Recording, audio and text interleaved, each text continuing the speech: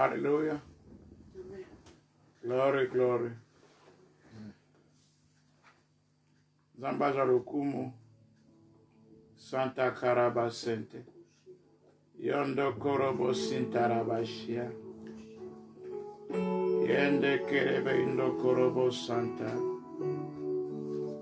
Riba Barabasente Kerebe, Indondorobo Sinta Carabasanta, Babaraba Inda Carabasente, Yende Kerebe Indorobo, Indandarabasente Kerebe, O Icarabasente, Yondo Korobo Sikarabashia, Usamos Santue, Usamos Santo, Usamos Santue, Usamos Santo.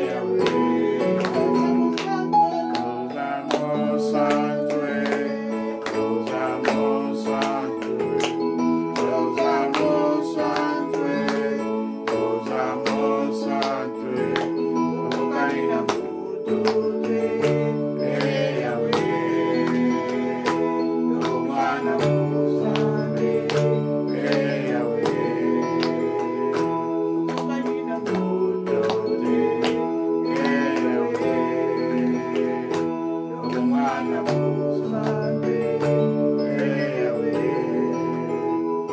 Topambola Nzambe place ozali. Pesa Nzambe merci.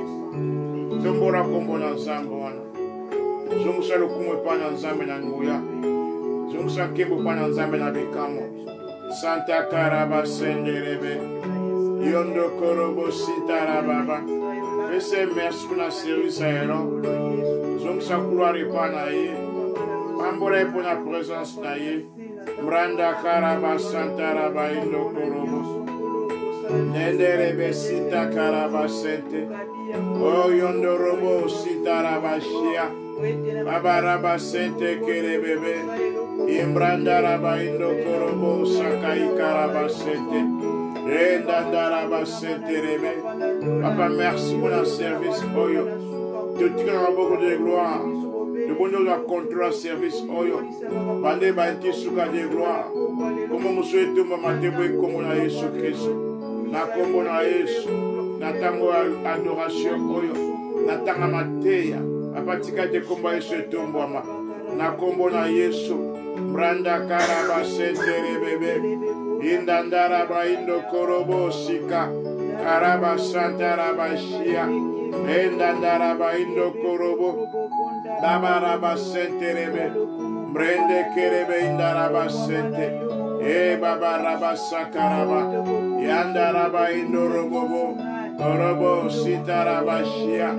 Branda Karaba Sente. Yenderebe Indo Robo Santa. Ikaraba Santa Rababa. Endandaraba Indo Korobo Santa.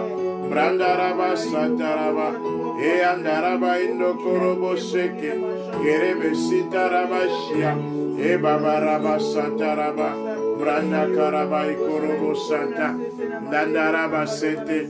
Brende Kerebe Indaraba Seke. Korobo Sitaraba Shia. Alléluia. Lo concio qua di Nzambe na komona Yesu Kristo.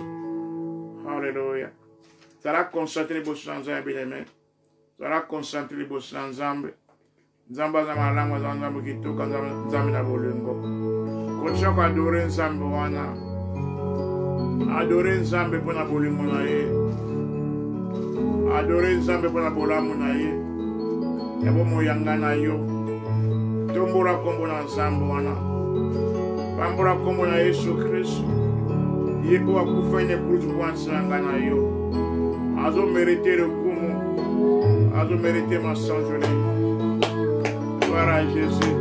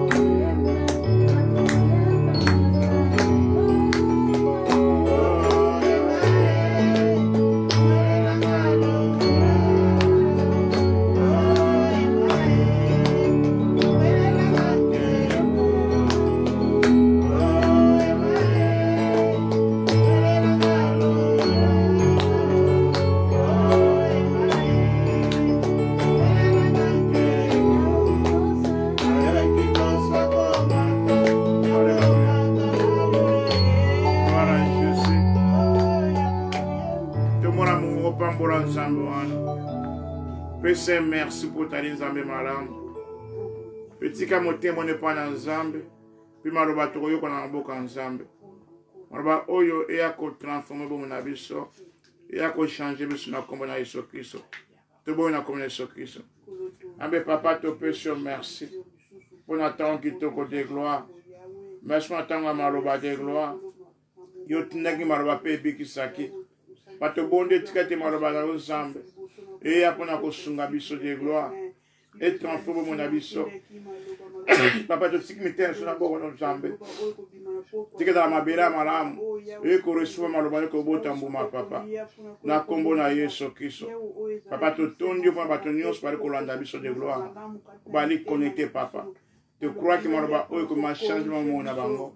Merci de sunga mori mon santo. Oiseau sunga biso so la maloba oyo. Na kombo na Yesu Kristo. Nete bondere bongo. Amen. Shalom bana nzambe.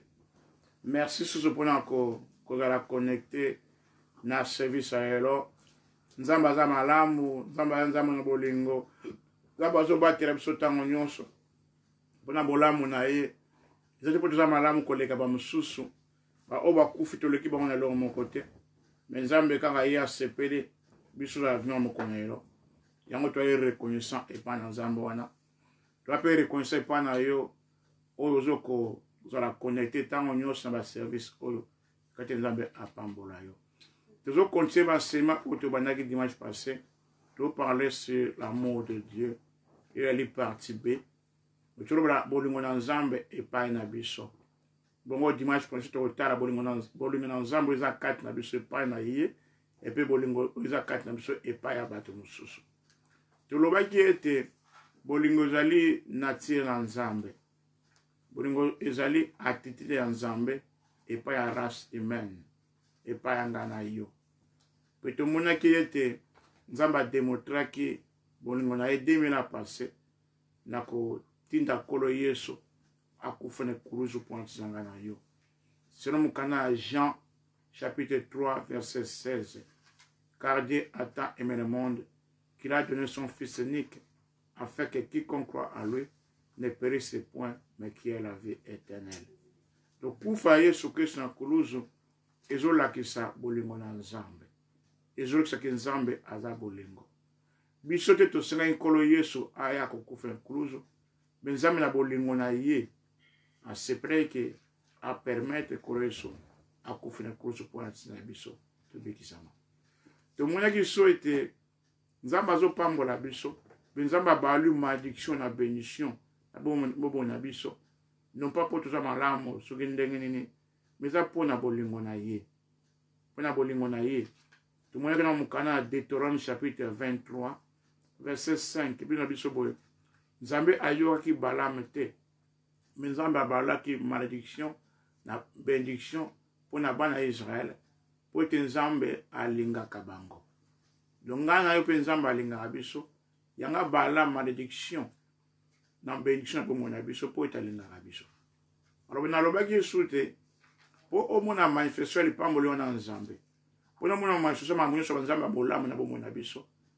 Ele obosi na lobaki o ayamba Yesu Kristo te et singa cha foi et pas na Yesu Kristo. Andi ma Yesu Kristo comme Seigneur et Sauveur na bomo na ye. Ngana otu yamba Yesu Kristo le sinto konti ko chaka foi na biso et pas na Yesu. Ko cha foi na kufa na ye. Donc objet à foi na biso faut za ekuluza Yesu Kristo. Kondima ke tango nyonso Yesu akufa pour sangai. Pote nzambe nzambe azo sarabola point sangai pote kolo so akufa point sangai. Okolo Yesu kufa na ye ezali démonstration ya bolingo na nzambe pona ngana yo. Il faut chaka foi na biso et pas ya kufa na Yesu Kristo. Non pas seulement kufa na ye, kukunda na ye, de seko na ye.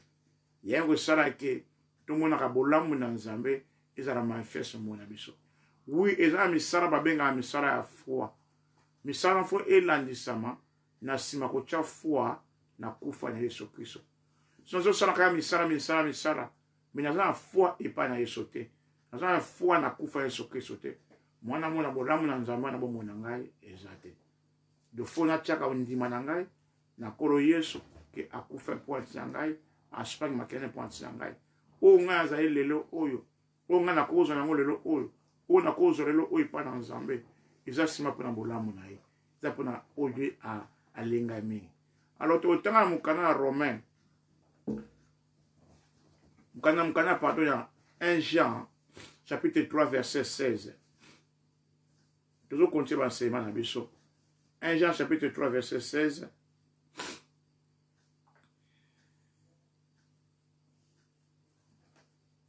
Un Jean chapitre 3, 16. Olimbi sangai, na kwa nous pena zoke malé, mais pour iPad, na kwa nous là. 1 Jean chapitre 16. 1 Jean chapitre 3, verset 16.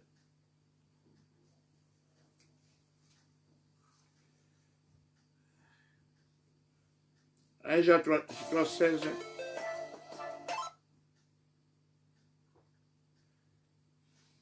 Un Jean 3, 16. 1 Jean 3, 16. Nous avons connu l'amour à ce qu'il a donné sa vie pour nous. Nous aussi, nous devons donner notre vie pour les frères. Babito yebaki bolingo. Pour être apesaki bon moyen pour notre biso. Ngana toujours yebaki nzamba lingi biso mingi. Parce que kolo yeso apesaki bon moyen pour notre ngana yo. Pourtant nous sommes retourna mais lo ezo lakse nzamba lingami. Ezo lakse nzamba lingi biso mingi. Pour te kolo yeso akufa na cause pour notre biso. Nzamba ateki kolo yeso apeso moyen et kolo sa pesa yo moyen pour notre ngana yo. Yango zo laksake Nzambe alinga na yo mingi. Alléluia. Alors le nom côté ya ndenge ni faut garder biso kat na bulongo na Nzambe. Patam so la ko ningana. Tam so doute zanaka. Na makamoto kuta nango. Tam so doute ko zala Nzambe pena linga ngai. So Nzambe linga nga es makambo pena ko kuta nango. So Nzambe linga nga es na ko za pena via boy. So Nzambe linga libot nga es na ko za pena mama boy. Les gens au sein de ça, ils sont tout à la garder toujours dans le monde ensemble. Alléluia. Pour tout le monde toujours. Pour toute la révélation, n'importe quel cambo, n'importe quelle situation que Nzambe alinga kabiso. C'est très important. Amen. Dans le temps, il y a Jude. Jude avant Apocalypse. Jude. Ils ont un chapitre moko.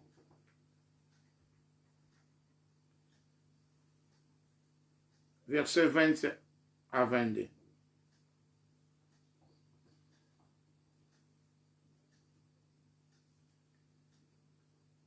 Bible dans ce Jude, verset 20 à 22. Pour vous, bien-aimés, vous édifiant vous-même sur votre très sainte foi et priant par le Saint-Esprit. Maintenez-vous dans l'amour de Dieu en attendant la miséricorde de notre Seigneur Jésus-Christ pour la vie éternelle. Abi pour la bino bien-aimé, vous édifiez même ton namaka, na foi na bino sainte, dans un cobon de la mon santo. Abi bomi bomba, na bolingo ensemble. Maintenez-vous dans l'amour de Dieu. Bo vanda kat na bolingo ensemble. Tu me ko parler en langue za blomba de sala awa. Ils ont tonga foi na biso. Ils ont sunga biso. To se maintenir na bolingo ensemble. To continuer kon dima ke nzamba linga biso. Parce que foi na biso e sento tchana na bolingo ensemble. To tanzo bonde en langue, foi na les autres tonga makasi. Ils ont sunga yo o se maintenir na bolingo ensemble. O continuer ko croire que nzambe alinga ngai. De prière ou ya kopana langue, ou bien prière musto kotanga, dans le bon de pas ensemble, et zo sungangai na la maintenir na bolingo na nzambe. Na ta moto zo ningana te. Banda na bagiri boso, makamse ko ya na vie. O conseiller nzamba linga ngai te. Pour na zo kutama ngabo. Alors faut yeba, ninyo sengna salaka, pour na mi vanda 4 bolingo na nzambe. Na ta moto na zo ningana te. Na yeba na 100% que Nzambe alinga ngai. Bolingo na Nzambe et dépendre na ba situation on a kota na ngote. Na makambo na zo leka non. Bolingo na Nzambe ezala ke na ndimi eke Nzambe alinga ngai pote kolo Yesu akufa ke na kuzo point na ngai. Donaza na silence wana Zambe alinga ngai. Funa bondela pe alambe. Hallelujah. Amen. Na bondela alambe. Rabagelo mususu. Pona naza na silence wana vanda kati molingo na Nzambe. Funa confessa ka bolingo na Nzambe. Funa lobaka yango ke Nzambe alinga ngai. Nzambe alinga ngai. Nzambe na che foi epana misana na kuruzu. Nazo kurwa ke Nzambe alinga ngai. Bolingo na Nzambe zo sala kati mo ngai. Funa confessa yango. Yali principe otomoni na mkana na Romain chapitre 10 verset 9. Yali principe ya ko confesser même le biko na biso. Romains chapitre 10 verset 9.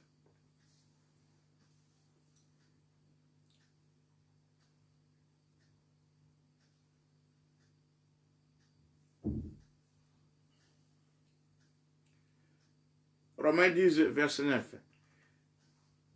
Si tu confesses de ta bouche le Seigneur Jésus, et si tu crois dans ton cœur que Dieu l'a ressuscité des morts, tu seras sauvé.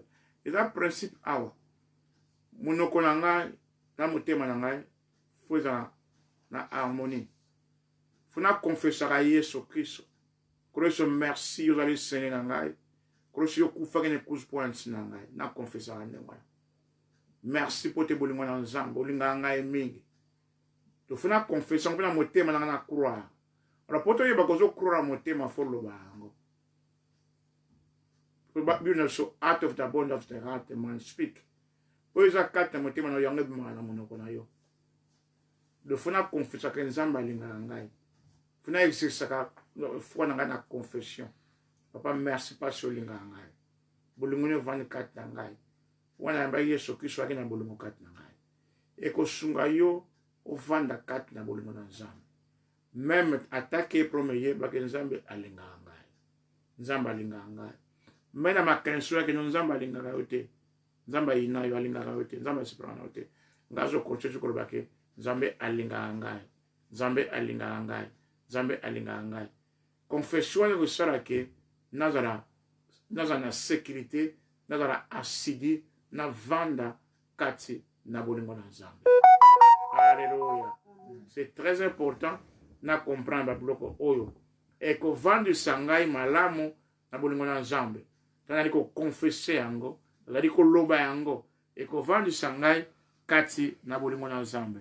Donc confession wana ezo sunga yo na ngai, tana zo déclarer maloba Nzambe, ezo sunga kilo vanda kati na Nzambe, et sunga français e vanda penza tondi maike Nzambe alinga biso. Amen. Et là, il y a mususu na lobi to tala neto ko vanda kati mo le Nzambe.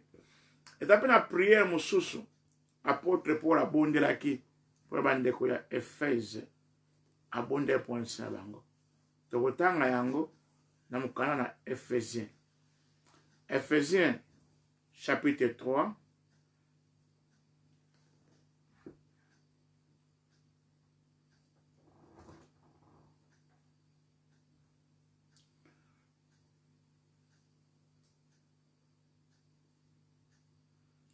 Ephésiens chapitre 3.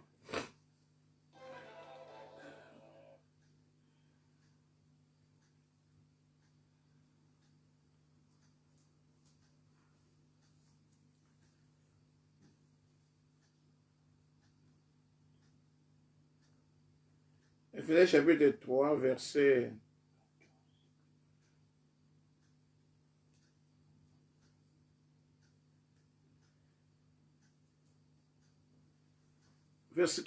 14.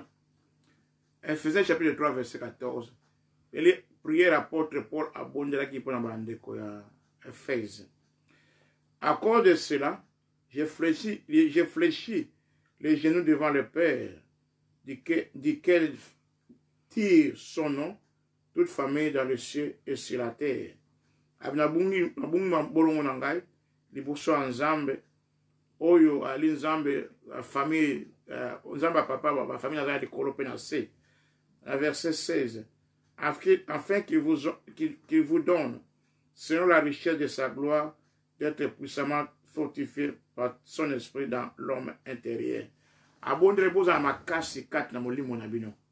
L'homme intérieur l'esprit na biso. Dans un molimo santo asa ke milimo na biso ezala makasi tozala makasi spirituellement kati na biso parce que ozala makasi nzoto mais kati na molimo ozala makasi te pour alobi esengi bozala makasi na molimo na bino na bonde point na bino molimo santo a fortifier bino kati na bino alendisa bino milimo na bino ezala makasi bozala spirituellement fort a continuer koloba en sorte que Christ habite dans vos cœurs par la foi, afin que vous, afin qui étant enraciné et fondé dans l'amour. Abina bonde pour te yeso avant la carte na bino na foi, na mitema na bino. Si vous avez Yesu Christ comme Seigneur Sauveur, aya ko vanda carte na biso. Malubi ke bango fu ba yeba, on passe ba bana ko yeba te. Abina lingi bo yeba ke na zo bona point bo yeba ke Christ sengi avanda na mitema ya bino na foi. Boza fortifier na molimo na bino et puis molimo Yesu avanda carte esprit na foi. Boza raciner étant enraciné et fondé dans l'amour. De fois à enraciné boza fondé na bolingo na Nzambe. De fois à na sécurité bo vanda pena carte molingo na Nzambe. Tango Yesu ne carte molingo na bolingo. Bino fo yeba ngo très bien que Nzambe alinga bino. Peut-être quelque part bazaki pena révélation Nzambe alinga bango. Ndepengana otanga musuto kana ba doute penza na pronto kutan ese Nzambe alinga ngai. Exemple zo linga ngai. Yanga ba mbonda ba aw. Nazo bondera pote bozala racine, bozala fondé na bolingo, bozala pena makasi na bolingo yeba ke Nzambe alinga bino. Ils appellent prier ngana ko bondera. Ambe sala grâce na da fondé, na da racine bolingo na Nzambe. Et loko moko e kablonga bolingo na rote. Na yeba ke yo linga ngai. Mais ce que les gens même à passe ma bisengo na za racine bolingo na lubima kat na bolingo ante na za révélation ya bolingo na yo na yeba pena si ke yo linga ngai eza connaissance a motute ba ben ngo revelation knowledge suna comme na niveau na motema na 100% ke Nzambe linga ngai yana lobaki boso sina ba mona ke ba manifestation benediction Nzambe bo mona sama na mona ba manifestation bolongo na Nzambe bo mona ezo mona sama. Parce que nous autres n'auraient pas en Nzambe, ils apprennent à bolingo na ye. Mais faut na tia bolingo foi na ngai na bolingo na Nzambe. Alors de plus que na ko na révélation bolingo na Nzambe. Il y a des progressives. Il y a progressive malembe. Peut-être mutumo ta comme na suka penda il y a révélation complète à likambango. Malem na ngulu na Nzambe. Ta zo bondela ndengwana. Nzambe no sunganga na grâce na ye. Na ko za raciner pe fona bolingo na Nzambe. Et comment na zo ninga soute. Même il quand passe nengene na za assurance que Nzambe alinga ngai ikambo za passe Nzambe ko balongo na bolamo na ngai pota linga ngai Nzambe ebi nengene au pesa solution kambo ko eza très important frère yebango parce que yebi angote to bango ningana ko ningana parce que Satan alingete to roba ke Nzambe alinga biso te alingi ke to za assurance te ke Nzambe alingi biso alors biso futo yeba nino sengo futo sanaka pour vendre carte na bolingo na Nzambe yanga porte pour la bondere avina bondere ke molimo santo apeso makasi na molimo na bino Christ avanda na mitema na bino na kondima pe bozala aracine bona fondé na bolingo na Nzambe boninga na te bozala révélation na bolingo na Nzambe ke Nzambe alinga na bino par contre koloba vous puissiez comprendre avec tous les saints quelle est la largeur, la longueur, la profondeur et la hauteur. Il faut comprendre la santé nyonso. Nous avons largeur, longueur, profondeur et hauteur. Il y a nini, il y a bolingo na Nzambe. De révélation bolingo na Nzambe za munene. Il faut yeba largeur nango, boyeba longueur nango, boyeba profondeur nango, boyeba hauteur nango. Nzambe beli ofto yeba ya bolingo na Nzambe. To yeba ngondenge nini. Eloka le bosfo yeba kikolo isa kufena kuzo pontina biso. Putain to vanda kati na Nzambe. To yeba mingi oyo ya bolingo na Nzambe. Tazo étudier via Yesu Kristo. Nini oyo sabana ko sala na mokili otanya mokili. To comprendre Yesu ali démonstration bolingo na Nzambe. Même kufana, même via na mokili oyo. Abana ko démontrer bolingo na Nzambe et pas na bato. Et puis suka na suso na kuluzo ne andimaki azala crucifié. Le temps to kota maroba Nzambe, to meitango, to tanga ngo, to mete, to comprendre, to kola na profondeur bolingo na Nzambe. To kola to comprendre hauteur ya bolingo na Nzambe. Tu comprends largeur de mon Nzambe. Tu comprends profondeur de mon Nzambe. Et par exemple, et connaître l'amour de Christ qui surpasse toute connaissance. Bo comprendre bolingo na Christ et l'équipe connaissance nyonso to. De bolingo na Christ connaissance bolingo na ya Yesu Christ et l'équipe connaissance nyonso. Na cause la connaissance en mathématiques. Na cause la connaissance en science, connaissance en histoire. Bali connaissance à Yesu Christ et l'équipe connaissance nyonso to wana. Et l'équipe yango. De tant comme la connaissance be ya Yesu to kolikat na connaissance Yesu. To yebie malamu wana. Et l'équipe a connaissance nyonso mokili oyo. Et l'équipe a connaissance scientifique. Parce que connaissance à Yesu, elle est connaissance moko révélation. Connaissance spirituelle à révélation. On va fongora, on va pas moto. Tant que tu Luca, à Luca, on va révéler connaissance wana. Puis en sorte que vous soyez remplis jusqu'à toute la plénitude de Dieu. Juste comme un niveau wana, pour la biso comme un niveau wana, comme une connaissance à Yesu Christ, et l'équipe a connaissance nyonso. Boko tondi sama na plénitude de ya nzambe ya bonzambe so na tondi sama na plénitude ya bonzambe ya tondi sama bonzambe kat na ngai fona kola kat na révélation ya bolingo na nzambe bolingo na Yesu Kristo. Alléluia. Donc oyeba nzambe malamu koyeba bolingo na nzambe malamu ezo salake na tondi sama bonzambe so na yebi bolingo na nzambe malamu. Et ça qui n'a vanda kata bolima. Vous avez prié pour faire bonne la. Ambe sunga na ton sama na connaissance à Yesu Christ. Sunga nzambe na za la sécuriser na la fonder na la raciner na bolimo na nzambe. Na yeba penda yo malam. Na yeba ke yo linga ngai penza. Eza la révélation pour ngai. Na vanda kata bolimo wana. Eloko mo longola ngai te. Yo to na Romains chapitre 8 va 35 babi eloko mo e kabula na bolimo na nzambe te. Kufate pasité, zalate, l'union côté, et sengoté, et l'autre côté. Et il y a une révélation au sto bon de la. Donc, bon de la ka, beto bon de la ka, na mori mon centre, confessa ka boli mon ensemble. C'est le Romain 19, il va lui awa, et c'est que bon de la, nzamba sunga, sa grâce na ye, to vanda, tout a raciné, tout a mis 600 boli mon ensemble. Tout a mis 600 na ma casse, donc, on me cote mis 600 boli mon ensemble. Ata ndenge no yebi ke non nzambe alinga ngai. Donc ata ko ndenge nini même aux embêta l'hôpital nzambe alinga ngai. Donc zo yeba ka olinga ngai. Alléluia. Donc zo yeba ke nzambe alinga ngai. Mais ndenge ni promise zo yeba na assurance que non nzambe alinga ngai. Éternité ngai ezali dans la vie éternelle pour te nzambe alinga ngai.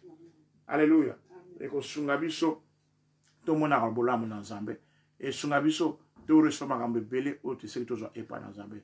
Et sunga biso to mona bénédiction manifestation il y a bénédiction na nzambe na bo mona biso. Amen. Nzamba sepela nango. Tanga monike ngana yo to na assurance ke alinga biso. Nzambe amona malamu to so mo ke no nzamba zo yina ngai amba linga ngai te alinga ande ngote. Pe place wande satana asepelaka. Tazo ba ke nzamba linga ngai te na balinga ngai te nzamba linga ngai te satan zo sepela ande wana. Amen. Pour abenda biso na bolingo wana. Na kombo na Yesu Kristo na déclarer nzambe alinga kayo. Amen. Foi na biso ezala activer ezala énergie makasi ko sala kaka na bolingo na nzambe. Amen. Ya on mu kana to mo na dimanche prochain na mu kana na 1 Corinthiens chapitre 13 parbi okoza en foi ko déplacer ba montagne mais ça bolingo ezapamba. De son on comprendre dans ba lingio faut na mo travail malamu ezate. Parce que comprendre dans ba lingalo. Faut travail malamu faut tiango na bolingo na nzambe. Donc objet à foi na biso faut za ekuluzu na Yesu. Faut za kufa c'est quoi Yesu Kristo. Tout en Romain le bosso que na bosso na mukana na Galates chapitre 5.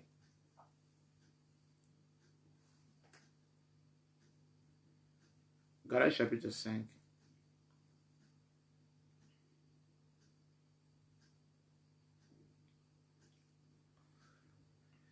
Verset 6. Galates chapitre 5, verset 6. Car en Jésus-Christ,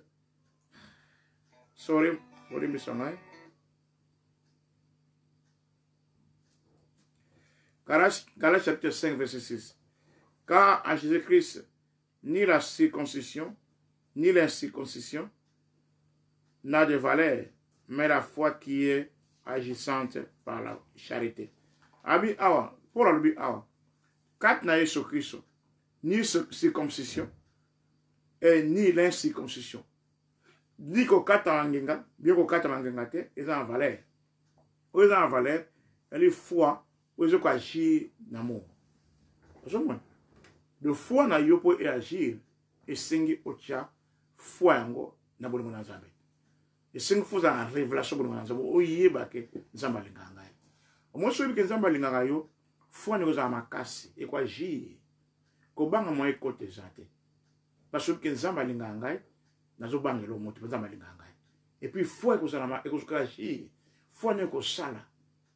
De foi faut sala, faut e sala na Nzambe bolingo na Nzambe. Funa tia foi yango et pas na kolo Yesu Kristo. Funa tia foi yango et pas na kufa c'est quoi ya kolo Yesu Kristo. Alléluia. Parce que kufa na Yesu Kristo c'est quoi na ye yango e memeli biso nyonso to. Parce que foi na nga feza la kuna.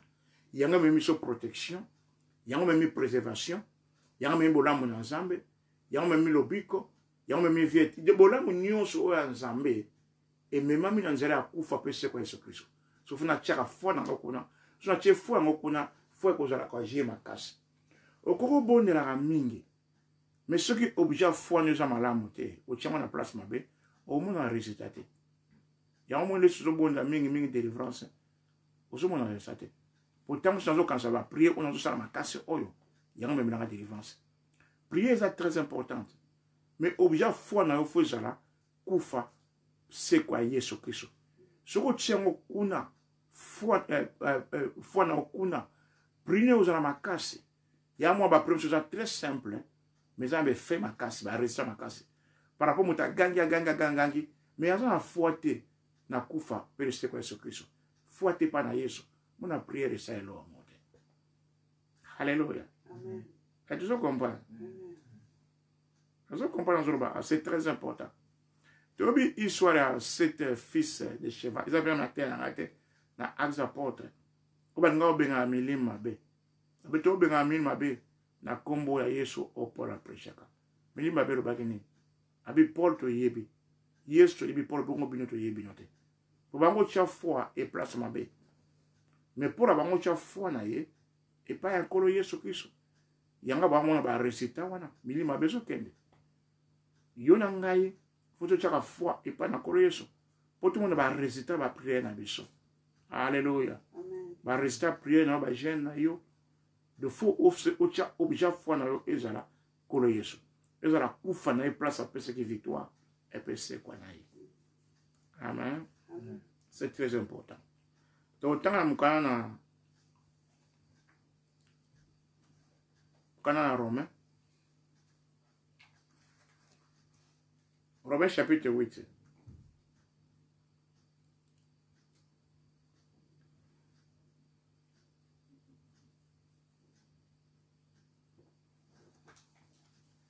Verset 31.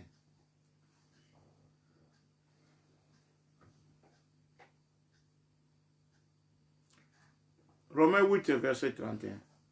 Que dirons-nous donc à l'égard de ces choses? Si Dieu est pour nous, qui sera contre nous? Ce que nous avons pour lui, nous avons contre. Verset 32. Lui qui n'a point épargné son propre fils, mais qui l'a livré pour nous tous, comment ne donnera-t-il pas aussi toutes choses avec lui? Il y a épargné qui moi n'a été. Nous avons bomba qui moi n'a été, mais à livrer qui moi n'a été pour la biso nyonso. Pour la et c'est l'eau qu'on est aux zanga, nous avons appelé ce biloko nyonso. Et le monde a Yesu Kristo. Dingolo bakenzambe apesa biso nyonso tu et le monde a Yesu Kristo. De tango yambi Yesu Kristo ozibola mu na nzambe nyonso tu. Alléluia. Po nini a parna qui était. Po nini a démontré ki bolengo na ye na ekolozo de me la passer a kufa po ansabiso. De pona mona biloko nyonso nzamba o apesa po ansanga ekokisama. Funa tiaka foi na ngai e pai na kola Yesu. E pai na kufa na ye. Place aux ambaye pardon qui n'est cousu. Foi na ezana na mort, pe résurrection Yesu Kristo. Foi na foi na ikuluzu na Yesu Kristo. Ndina mona bolamu na Nzambe oye nzela moko na kolo Yesu Kristo. Amen. Babi zali ofele. Bolamu na Nzambe zali ofele. O futu na mbongo te. Délivrance zali ofele. Le but que nous allons faire, protection nous allons faire, au foot en bon côté. Malgré ça, bah acte foi auto salaka. Surtout foi et pas dans le monde ensemble, parce que la foi sans œuvre, c'est une foi qui est morte.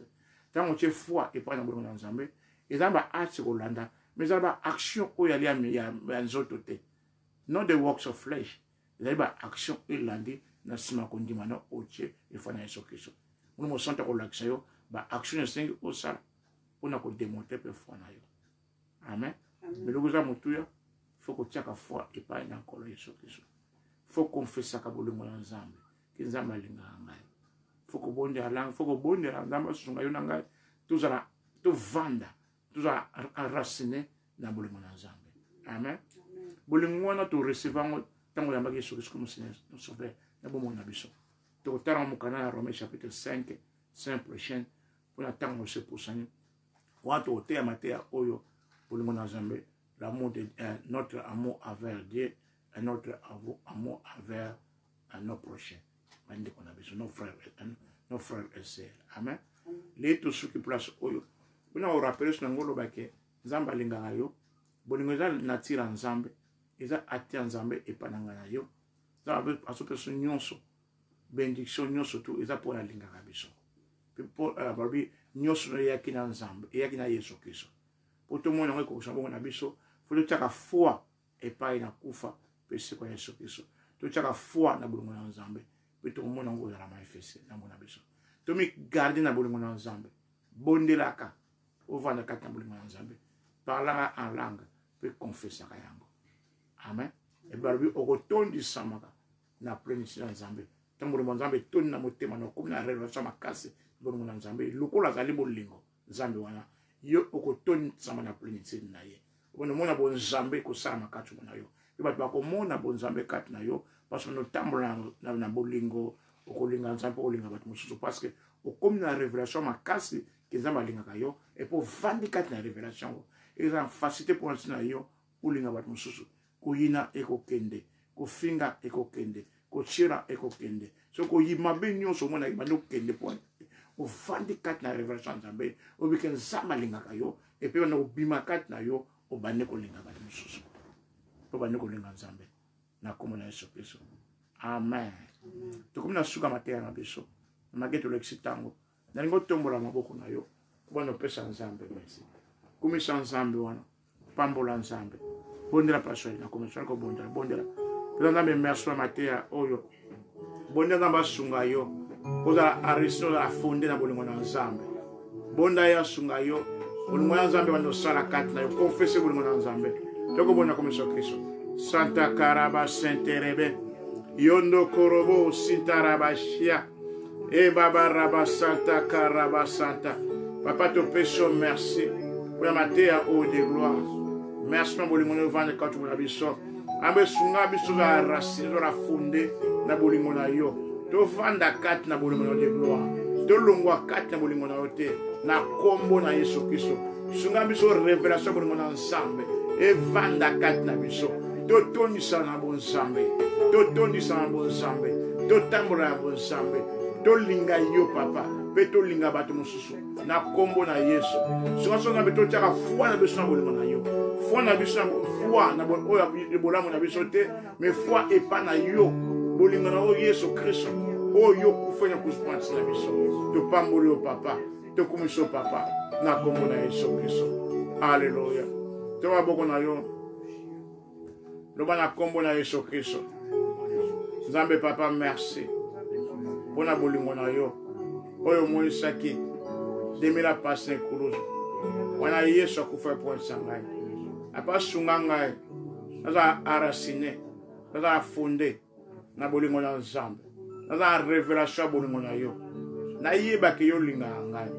Atali kamba ndenge. Mais naza assurance ke yo linga ngai. Na vanda kate bolingo wana. Na tondi sama kate na bolingo na nzambe. Foi na ngai. Eza pa na kolo Yesu. Pe misala oya salaki.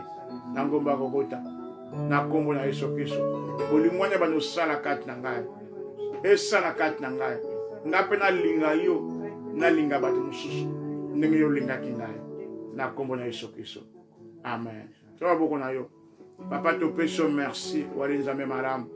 Na bonde tikate nzamba pambola ya kome Yesu Kristo. Tikate bolingo na nzambe ezala manifeste mona kome Yesu Kristo. Tambola ya bolingo. Banda pe kolinga batu na kombo na Yesu Kristo.